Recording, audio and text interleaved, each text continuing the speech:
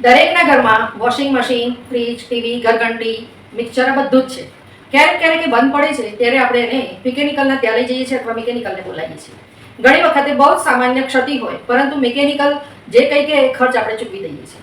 તો જો સામાન્ય આવી કોઈ બાબત હોય એ આપણે ઘરે જ જાતે કરી શકતા હોય તો મિકેનિકલના ખર્ચમાંથી બચી જઈએ છીએ અને એવી વસ્તુ આપણે શીખીએ તો આપણે ખૂબ જ કામ લાગે છે.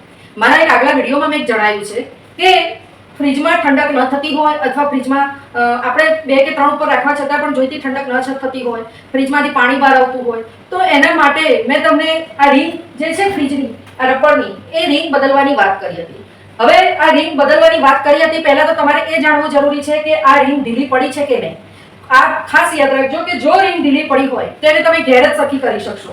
એને બદલવા માટે કે એને સરખી કરવા માટે મિકેનિકલની જરૂર નહીં પડે, તમે જાતે જ કરી શકશો. પણ પહેલા એ તપાસ કરો કે આ જે રિંગ છે ફ્રીજમાં જો ઠંડક ન થતી હોય અથવા ફ્રીજમાંથી પાણી બહાર આવતું હોય તો પહેલી આ રિંગની તપાસ કરવાની છે તમારે. હવે આ રિંગ જો ઢીલી પડી હોય તો તમે એને જાતે જ ઘેર સરખી કરી શકશો.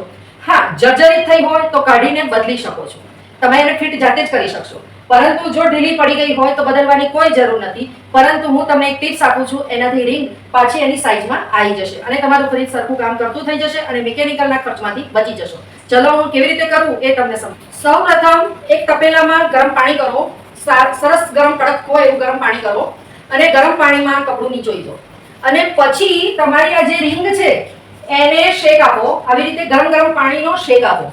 આવી રીતે શેક આપવાથી આ જે રબર છે એ થોડું લૂઝ થશે અને આ રિંગ જે છે એ ફિટ થઈ જશે. હા, તમે ગરમ પાણી કે કપડું ન કરવું હોય તો જો ઘરમાં હેર ડ્રાયર હોય તો હેર ડ્રાયરની મદદથી પણ આ રિંગને તમે યોગ્ય માપની કરી શકશો. હેર ડ્રાયર એના ઉપર ચલાવો તમે તો ગરમ ફ્લો એના પર આવશે અને આ રબર છે લૂઝ થઈ અને થોડું ફિટ થઈ જશે. તો આ રીતે પણ તમે રિંગને ફિટ કરી શકો છો. એના માટે કોઈ મિકેનિકલની જરૂર નથી.